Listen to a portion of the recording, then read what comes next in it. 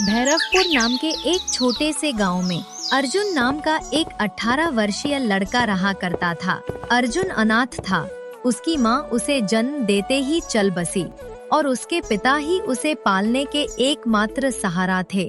जब अर्जुन 8 साल का था तो उसके पिता किसी काम से जंगल गए और फिर कभी लौटकर नहीं आए। उसके बाद अर्जुन पूरी तरह अकेला हो गया। अर्जुन गांव की एक टूटी फूटी झोपड़ी में रहता था। उसके घर के पास ही गांव का सरपंच और उसकी पत्नी रहते थे। उनकी अपनी कोई संतान नहीं थी, इसलिए अर्जुन के माता पिता के गुजर जाने के बाद उन्होंने ही अर्जुन को पाला। ये लो अर्जुन बेटा, यह खाना खा लो और अगर कम पड़े तो मुझसे आकर ले लेना। अरे मौसी, मैं कब तक आपके ऊपर बोझ बनकर बैठा रहूंगा?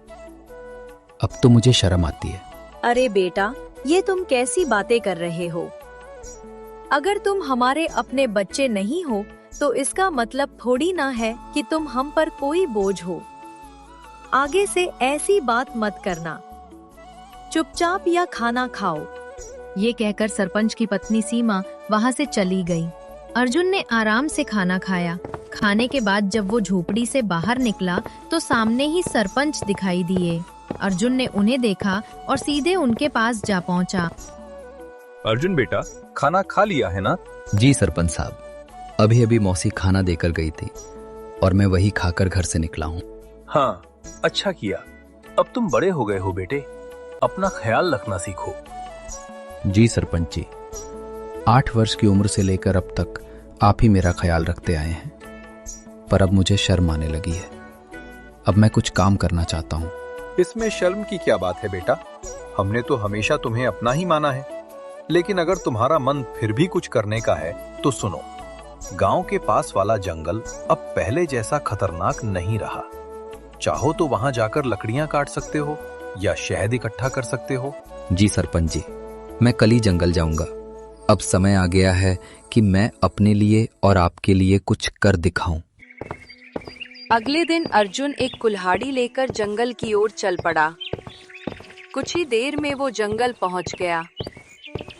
जंगल में कदम रखते ही उसने सोचा, कुछ भी कहो, सरपंच जी ने बचपन से लेकर अब तक मेरी बहुत मदद की है।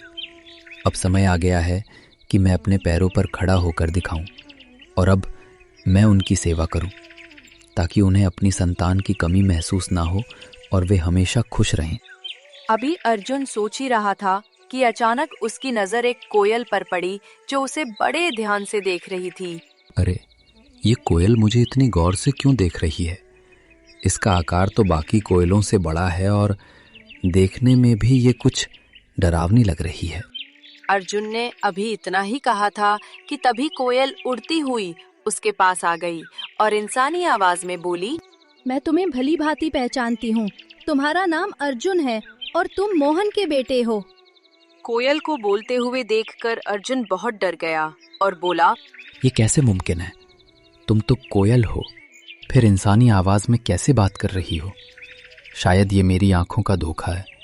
भला कोई कोयल इंसानों की तरह कैसे बोल सकती है? नहीं, ये तुम्हारी आंखों का धोखा नहीं है। मैं सचमुच बोलने वाली कोयल हूँ। असल में मैं भी कभी इंसान थी, लेकिन एक तांत्रिक ने मुझ पर श्राप दे दिया और मैं कोयल की शक्ल में बदल गई। मैं तुम्हारे पिता के रहस्यों के बारे में सब कुछ जानती हूँ। वे कुछ समय पहले जंगल गए थे और फिर कभी वापस नहीं आए। अरे ना जाने कौन हो तुम। मैं ऐसे कैसे तुम्हारी बात पर विश्वास करूं? कभी सोचा है तुमने? तुम पिछले कई वर्षों से बिना पिता के रह रहे हो, लेकिन गांव में कोई भी तुम्हारे पिता के बारे में बात नहीं करता। तुम्हारी कोई मदद नहीं करता सिवाय तुम्हारे गांव के सरपंच के। लेकिन मैं तुम्हारे पिता के बारे में सब कुछ बता सकती हूँ। तुम्हारे पिता अभी जिंदा है और मुझे ये भी पता है कि वे कहाँ हैं। अच्छा तो बताओ, मेरे पिता कहाँ हैं? मैं उनसे मिलना चाहता हूँ। मैं तुम्हें जरूर बताऊंगी, मगर उससे पहले तुम्हें मुझे इस श्राप से मुक्त कराना होगा। अर्जुन को न जाने क्यों उस कोयल से डर महसूस होने लगा। अरे, मुझे तो लगता है कि ये कोई राक्षस है जो मुझे अपने जाल में फंसा रहा है। इससे पहले कि ये मुझे नुकसान पहुंचाए, मुझे यहाँ से भागना होगा। ये सोचते ही अर्जुन तेजी से गांव की ओर दौड़ पड़ा और कुछ ही पलों में अपने घर पहुंच गया। घर पहुंचकर अर्जुन हांफते हुए बोला, अरे बाप रे, ये जंगल तो बहुत खतरनाक है। यहाँ तो जानवर भी इंसानों की तरह बातें करते हैं। मुझे तो लगता है कि वो जरूर कोई राक्षस था। मैं अब कभी उस जंगल में नहीं जाऊंगा। अभी अर्जुन ये सोच ही रहा था कि उसी समय सरपंच की पत्नी उसके लिए खाना लेकर आ गई और अर्जुन को घबराया हुआ देखकर वो बोली, अरे अर्जुन बेटा, इतने घबराए हुए क्यों हो और तुम्हें पसीना भी आ रहा है? सब ठीक तो है ना? कुछ नहीं मौसी, बस थोड़ा सा सिर दर्द हो रहा था। अरे बेटा, अगर तबीयत ठीक नहीं है तो काम मत करो। लो, पहले यह खाना खा लो और थोड़ा आराम कर लो। अर्जुन ने मौसी से सरदर्द का बहाना बनाकर सच्चाई छिपा ली। मौसी ने ज्यादा सवाल नहीं किए, बस खाना उसके हाथ में दिया और धीरे से कमरे से बाहर चली गई। अर्जुन ने खाना खाया और सो गया।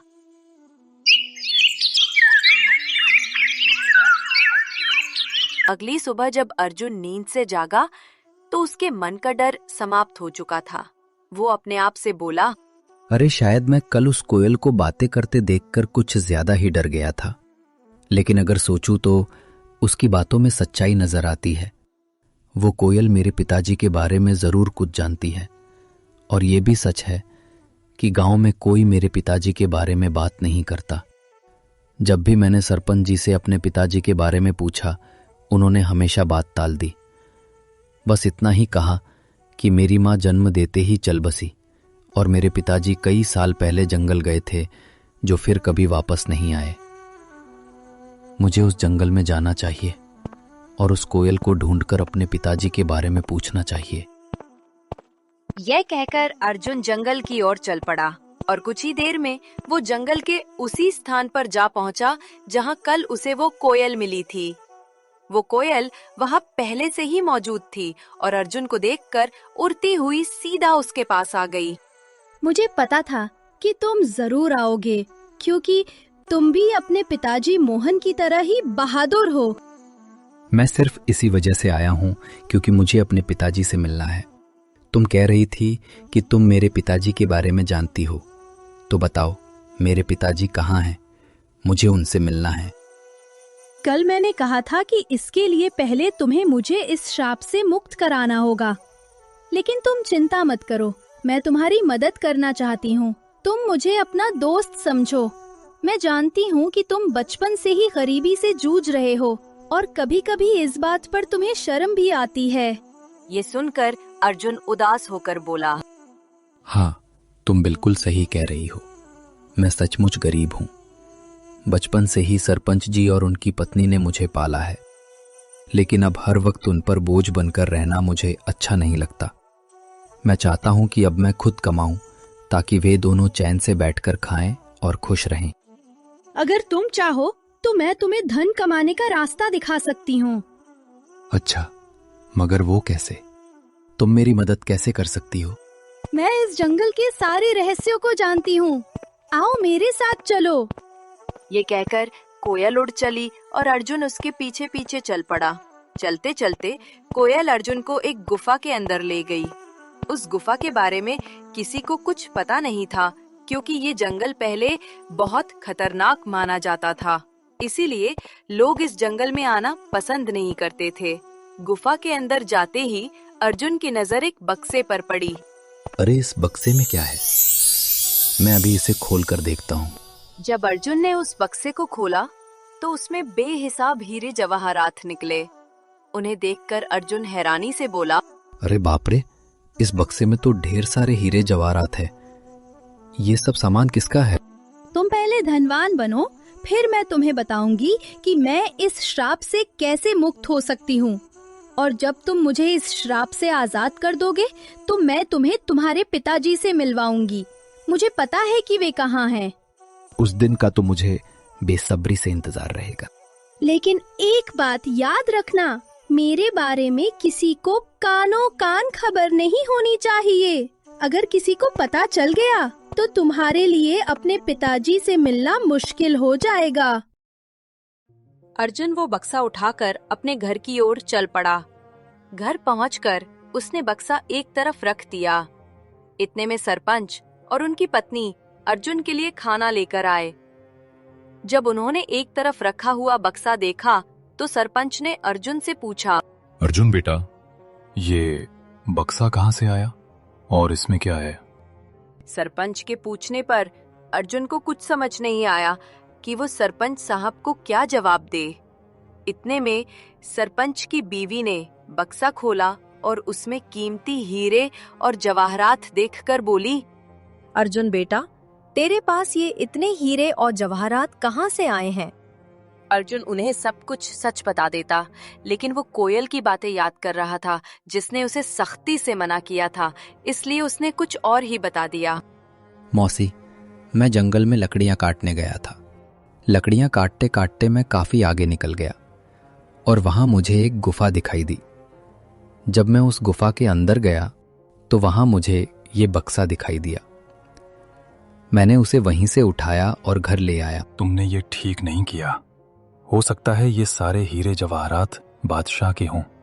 शायद उसने इन्हें वहां सुरक्षित रखा था। अगर ये बात कहीं बादशाह तक पहुंच गई तो वो हमें सख्त सजा देगा। सरपंच के मन में गहरा डर बैठ गया था। अगर ये बात किसी तरह बादशाह तक पहुंच गई तो वो हमें सख्त सजा देगा।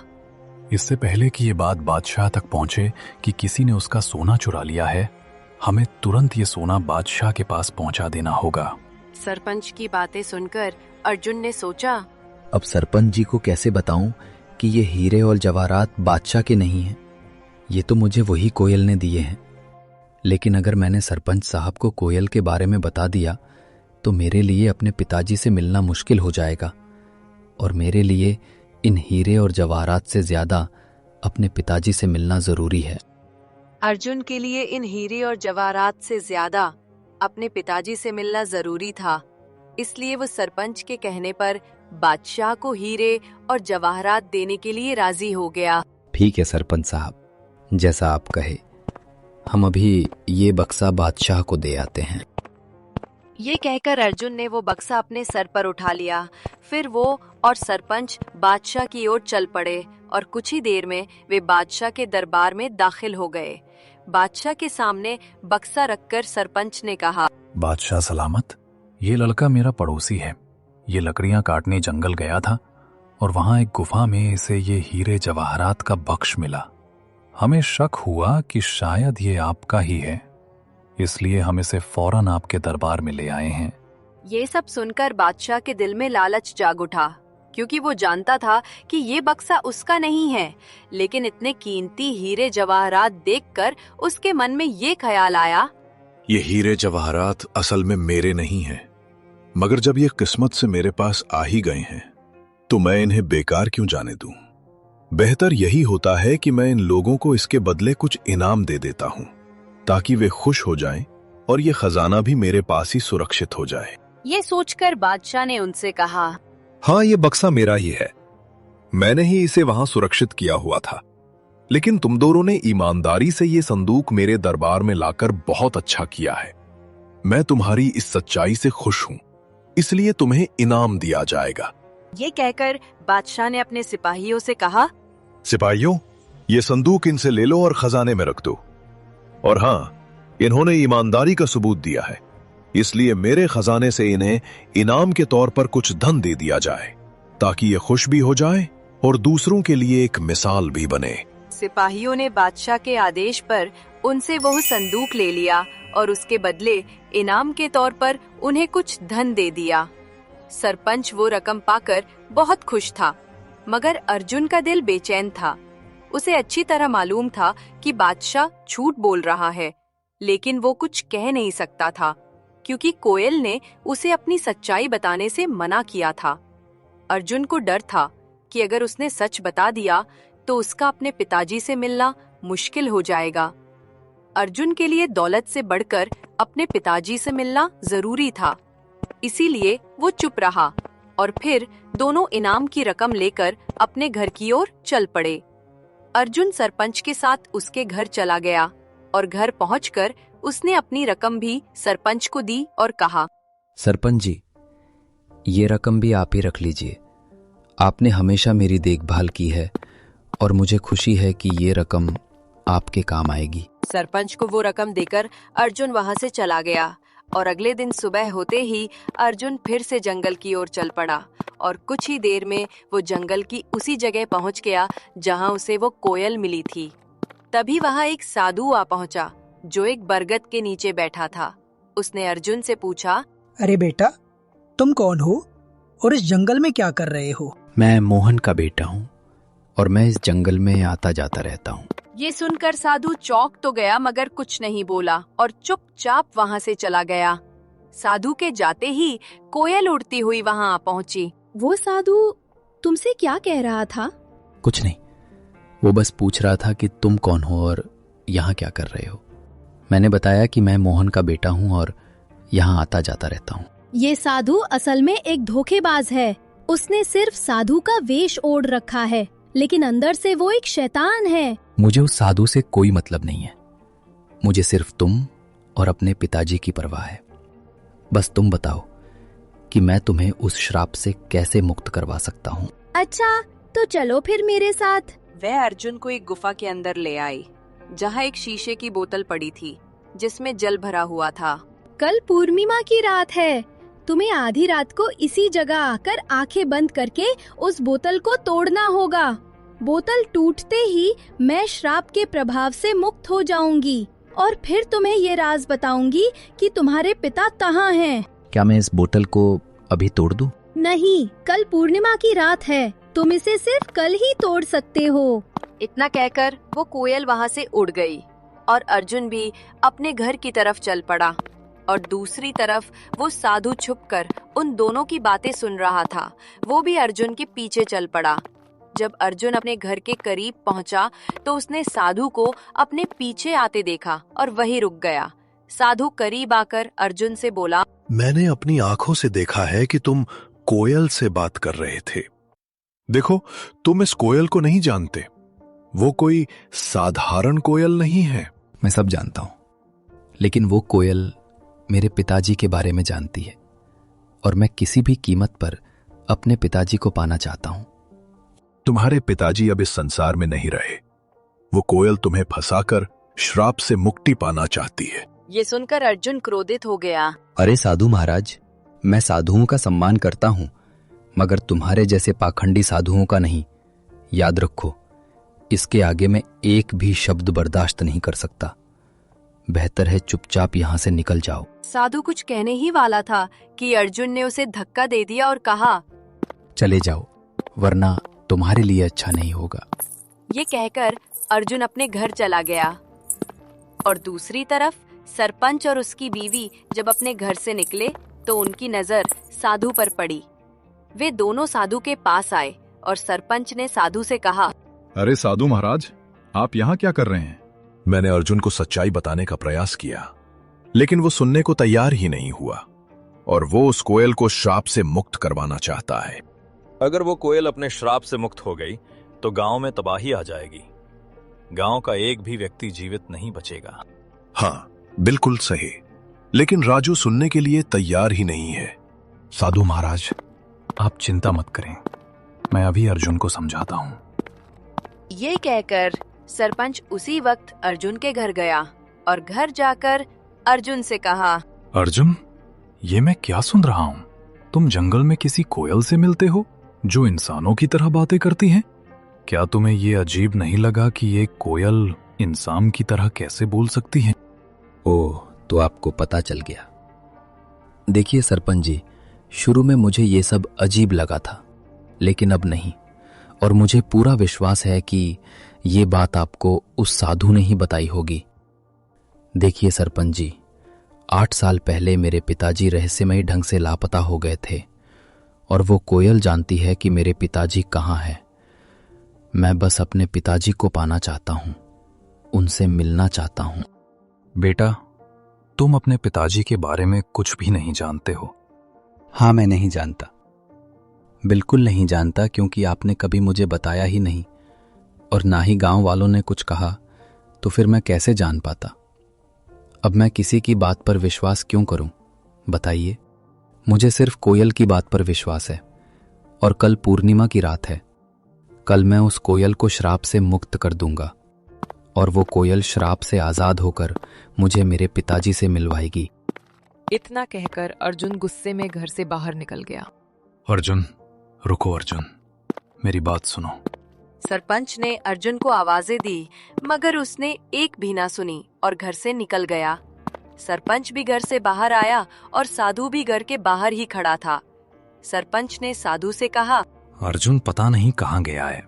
अब हमें कल तक का इंतजार करना होगा और जंगल जाकर अर्जुन को बोतल तोड़ने से रोकना होगा। अगली रात साधु सरपंच को लेकर जंगल में उस गुफा के पास ले गया और कहा, यही वो गुफा है जहां वो बोतल पड़ी है जिसमें उस डाइन कॉयल की शक्तियां हैं। अर्जुन यहाँ आता ही होगा। हम एक तरफ छुप जाते हैं। ये कहकर वे दोनों गुफा के एक तरफ छुप गए और उसी वक्त अर्जुन वहां आ जाता है। अर्जुन को देखकर वो कोयल उड़ती हुई अर्जुन के पास आई और बोली, यहाँ साधु और सरपंच आए हैं। वे गुफा के एक तरफ चुपचाप खड़े हैं। वे तुम्हें इस बोतल को तोड़ने से रोकेंगे, पर तुम उनकी बात मत मानना। अगर तुम उनकी बात मान लो तो तुम कभी अपने पिताजी से नहीं मिल पाओगे। नहीं, मैं उनकी बात नहीं मानूंगा। ठीक है, तो तुरंत जाओ, वो बोतल उठाकर ले आओ और उसे तोड़ डालो। अर्जुन जल्दी से गुफा के अंदर गया और वो बोतल उठा लाया। जैसे ही वो उस बोतल को तोड़ने लगा तो साधु और सरपंच वहां आ गए। अर्जुन, रुको, इस बोतल को मत तोड़ो। तुम बहुत बड़ी गलती कर रहे हो। नहीं, मुझे किसी भी हाल में अपने पिताजी से मिलना है। अर्जुन, ध्यान से सुनो। ये कोयल कोई साधारण पक्षी नहीं, बल्कि एक डायन है। आज से 10 साल पहले जब तुम छोटे थे, इस डायन ने पूरे जंगल पर कब्जा कर रखा था। जो भी गलती से इस जंगल में जाता, फिर कभी लौटकर नहीं आता था। तब तुम्हारे पिताजी और मैंने मिलकर ठान लिया कि इसे रोकना ही होगा। हमने साधु महाराज से उपाय पूछा। उन्होंने बताया कि इस अभिशाप को खत्म करने के लिए तुम दोनों में से किसी एक को जंगल के पास वाले कुएं में अपनी जान देनी होगी। तुम्हारे पिताजी बहादुरी से आगे आए और यह बलिदान स्वयं देने का निश्चय किया। उन्होंने कुएं में छलांग लगाई और साधु महाराज ने उस डायन की सारी शक्तियां एक बोतल में कैद कर दी और उसे कोयल में बदल दिया। इस तरह यह जंगल सुरक्षित हो गया। मगर यह राज हमने किसी को नहीं बताया। गांव वाले कुछ नहीं जानते। ये बात सिर्फ मुझे और साधु महाराज को मालूम थी, इसलिए हमने तुम्हें भी कभी नहीं बताया। लेकिन अगर तुमने ये बोतल तोड़ दी तो ये फिर से अपने असली रूप में आ जाएगी। ये लोग झूठ बोल रहे हैं। सच्चाई वही है जो मैं कह रही हूँ। अगर मेरे मन में कोई चाल होती तो मैं तुम्हारी मदद क्यों करती? क्या गांव वालों ने कभी तुम्हारी मदद की? नहीं। तुम्हें धन सामान हीरे मोती सब मैंने दिए। अब मैं तुम्हें तुम्हारे पिताजी से भी मिलवा रही हूँ। अर्जुन भ्रम में पड़ गया और उसने वो बोतल जमीन पर फेंककर तोड़ दी। फिर अचानक वो कोयल एक डायन के रूप में आ गई। अर्जुन तुमने मेरा बड़ा काम आसान कर दिया।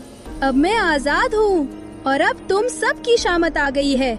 आज मैं तुम में से किसी को भी जिंदा नहीं छोड़ूंगी। अर्जुन, तुमने बहुत बड़ी गलती कर दी है। अब ये डायन हमें किसी भी हाल में जिंदा नहीं छोड़ेगी। मुझे माफ कर दीजिए सरपंच साहब, मैं उसके बहकावे में आ गया था। क्या अब इसका कोई हल नहीं बचा? इसका बस एक ही हल है कि हमें तुरंत उस कुएं के पास जाना होगा। ये कहकर वे तीनों कुएं की ओर भागे और वो डायन भी उनके पीछे आ गई। वहां पहुंचकर साधु ने कहा, अगर तुम इस डायन से छुटकारा पाना चाहते हो तो तुम दोनों में से किसी एक को उसी कुएं में छलांग लगाकर अपनी कुर्बानी देनी होगी। साधु की बात सुनकर अर्जुन तुरंत बोला, ये मुसीबत मैंने खुद मोल ली है, इसलिए इससे मुक्ति भी मैं ही दिलवाऊंगा। ये कहकर अर्जुन ने कुएं में छलांग लगा दी और अपनी जान कुर्बान कर दी। साधु ने तुरंत डायन को फिर से कोयल के रूप में बदल दिया, मगर इस बार उसके पास इंसानों की तरह बोलने की शक्ति भी नहीं रही। सरपंच को अर्जुन के जाने का बहुत दुख था, मगर वो क्या कर सकता था। इसलिए वो घर लौट आया और धीरे धीरे फिर से हंसी खुशी जीवन बिताने